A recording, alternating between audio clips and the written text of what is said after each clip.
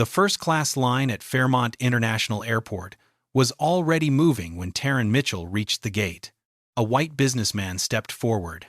Cheryl Danton scanned his phone, checked the screen, and handed it back. "Have a good flight." He walked toward the jet bridge. Taryn moved into the same spot. Gray Howard University sweatshirt. Joggers, sneakers, a backpack over one shoulder. Cheryl looked at her before looking at the boarding pass. Then she looked at the screen again. First class? That's what the pass says. Taryn held out her United States passport. Cheryl took it but did not place it near the document reader built into the counter. Instead, she looked at the cover, then at Taryn. Passport for a domestic flight? It's valid government identification. Taryn had spent the previous 10 days working on Operation Clear Passage, a federal review of aviation compliance practices. She had slept badly, eaten most of her meals near terminals, and finished her last report after midnight. She wanted one thing now: a seat home to Washington. Nothing on her clothing identified her employer. A few minutes earlier, Taryn had watched Cheryl help a white family change 2-seat assignments without complaint. Then, an older Indian passenger, Arun Mehta, had asked whether boarding was running on time. Cheryl had barely looked at him. Listen for the announcement. Now Cheryl opened Taryn's passport.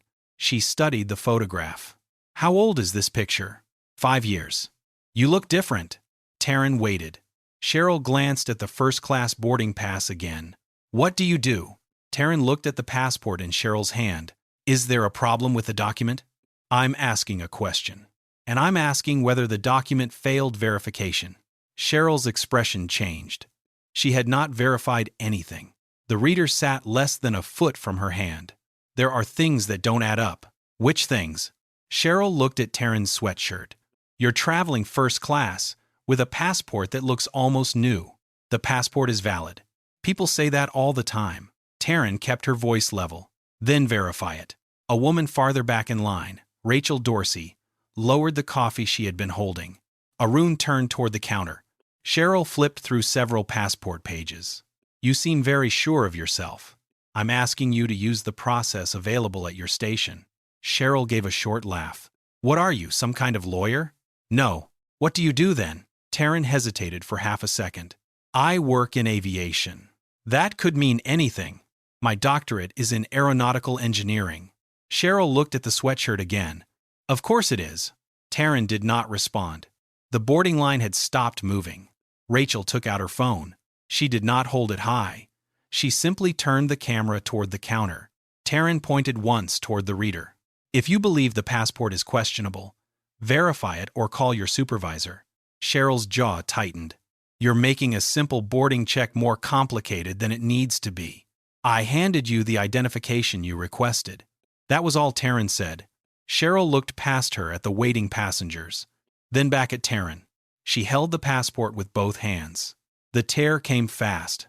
The blue cover split near the center. Several pages followed. Cheryl placed the 2 sections on the counter. Nobody spoke. Taryn looked down. Not at Cheryl. Not at the people watching. At the damaged passport. Then she raised her eyes. "Please call your station manager." For the first time, Cheryl seemed unsure. "You gave me a document I couldn't verify." "You didn't try." Cheryl reached toward the phone. Within minutes, Scott Brenner arrived from the operations office. He looked first at the stopped line, then at Cheryl, then at the passport. "How long has boarding been held?"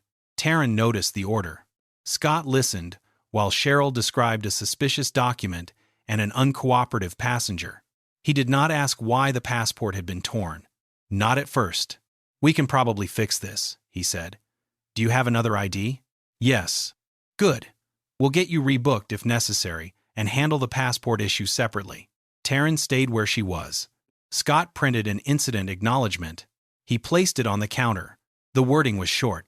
Passenger presented identification that could not be verified. Taryn read it once, then pushed it back. The document was never put through verification. Scott looked at Cheryl. Cheryl said nothing. Taryn stepped away from the counter and made one call. She gave her name, gate location, airline, and a short description of what had happened. No title, no speech, no threat. When she ended the call, Scott was telling the gate staff to prepare boarding again. His office phone rang less than a minute later. He answered. His posture changed as he listened. This is Scott Brenner. A pause. Yes, this is my station. Another pause. He looked toward Taryn. The voice on the other end belonged to Laura Donnelly, Northline Air's Vice President for Compliance and Safety. Do not close that incident, she said. Scott stopped writing. And do not change a word in the current record. Scott Brenner did not answer right away. Laura Donnelly repeated the instruction. Freeze the local record. Corporate compliance is taking over the review. Scott lowered his voice. This is a damaged document complaint. We can handle it here. No, you can't. Laura asked him to send the original incident acknowledgement exactly as it had been written. Scott looked at the paper Taryn had refused to sign. Passenger presented identification that could not be verified. He finally asked the question he should have asked earlier. Why is corporate involved this quickly? Laura paused. Because the passenger is Taryn Mitchell. Scott waited. The name meant nothing to him. Then Laura added that Mitchell was the senior federal aviation compliance investigator leading Operation Clear Passage. Scott looked through the glass wall of the office. Taryn was sitting near the gate with her backpack beside her chair. No badge, no government jacket, no agents surrounding her. She was writing down the sequence from memory. Scott turned away. I need to correct something in the incident report. No, Laura said. You need to preserve what you wrote before you knew who she was. That ended the call. Across the gate area, Rachel Dorsey approached an airport customer service employee and gave her name and phone number. I recorded part of it. The employee asked whether Rachel could send the video. Rachel shook her head. I'll provide it to whoever is officially reviewing this. She had seen enough people pass phones around during incidents to know how quickly context could disappear. Arun Mehta walked over a few minutes later. He did not have video. He had something else. A comparison. He told the corporate reviewer by phone that Cheryl had treated the White family ahead of him warmly, then answered his own question without looking at him. He had stayed near the gate after that. He heard Cheryl question Taryn's first-class ticket.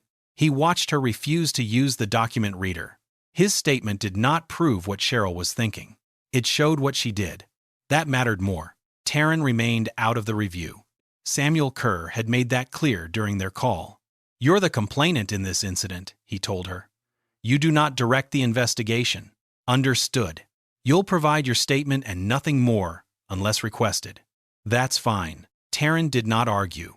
The restriction protected the case as much as it protected her. By late afternoon, Laura had enough to move beyond the gate itself. Cheryl's training record showed annual completion of Northline's passenger identification program. The procedure was simple. If an employee suspected fraud, the document went through approved verification. If concerns remained, the issue moved to a supervisor or security. Destruction was nowhere in the process. Scott's files created a second problem. Over the previous several years, passengers had complained about Cheryl's treatment more than once. Some involved race. Others involved accents, disability, or selective questioning. Scott had closed most of them himself. Coaching completed. Expectations reviewed. Matter resolved. Nothing in the files showed whether the same behavior continued afterward. Laura called Captain Thomas Greer. Greer had already given a statement about the delay. Laura asked something different. Did Cheryl Danton have a reputation among crews? Greer went quiet. He had flown through that station for years. Everyone knew Cheryl could make boarding difficult. Some crew members joked about staying on her good side. Greer had heard complaints. He had watched arguments from the jet bridge. He had never filed anything. Why not? Laura asked. Greer looked down at the table.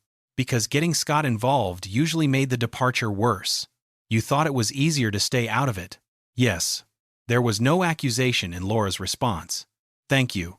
I needed the answer. That conversation stayed with him longer than he expected. The review then moved into Scott's operational files.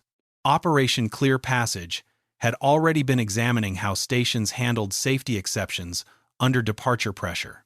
One maintenance case stood out.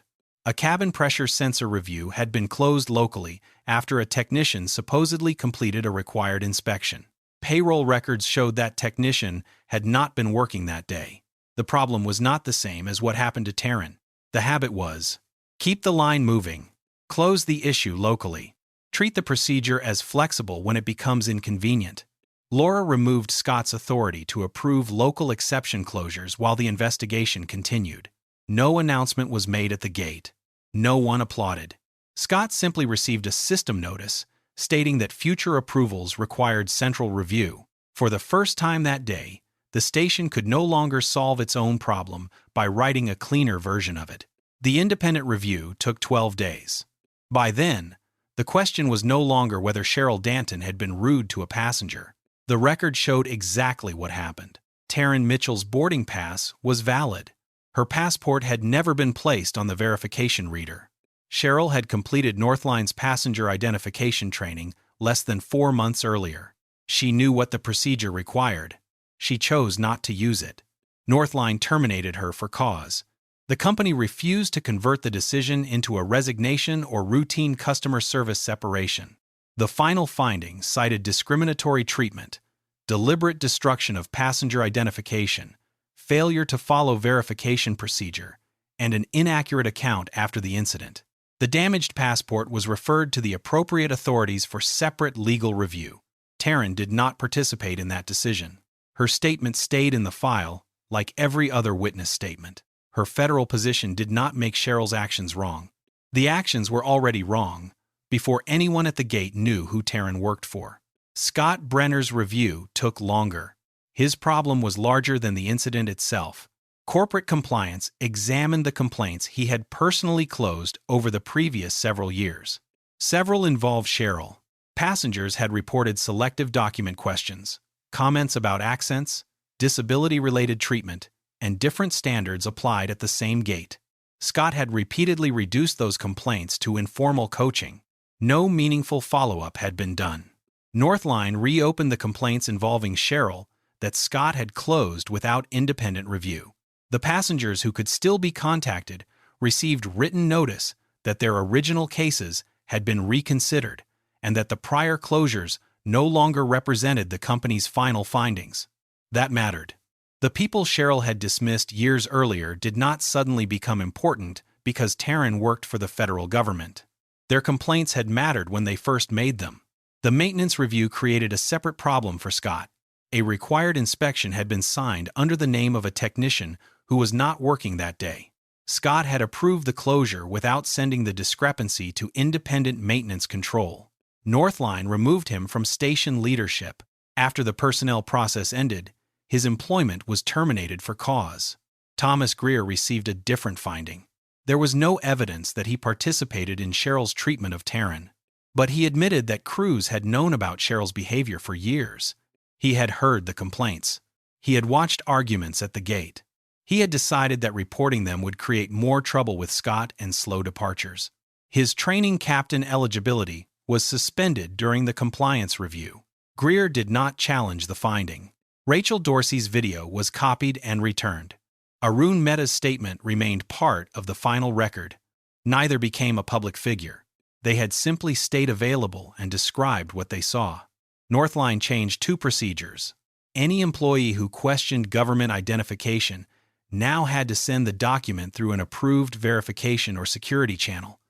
Airline staff could not alter, mark, damage, or destroy it. Personal suspicion could start verification. It could not replace verification. The second change removed discrimination, disability, identity handling, and security treatment complaints from local station control. Those complaints now went directly to central compliance. Time spent handling them was also removed from a station manager's departure performance score. Managers no longer had a performance incentive to make a serious complaint disappear quickly. Operation Clear Passage produced one more correction. A safety exception involving inconsistent maintenance records could not be closed by local operations without independent maintenance control confirmation. Taryn read the final summary from her office in Washington. Her replacement passport was already in her travel bag. She did not keep a photograph of the damaged one. Several weeks later, Thomas Greer finished a recurrent safety briefing at Northline's training center. Most of the room emptied. Greer stayed behind. Inside his flight bag was a folded note he had written months earlier after watching another gate dispute. He had never submitted it. At the time, staying out of it had seemed easier. He took the note with him into the hallway. The compliance office was at the far end. Greer stopped outside the door, took the old note from his flight bag, and went inside. This story is fictional.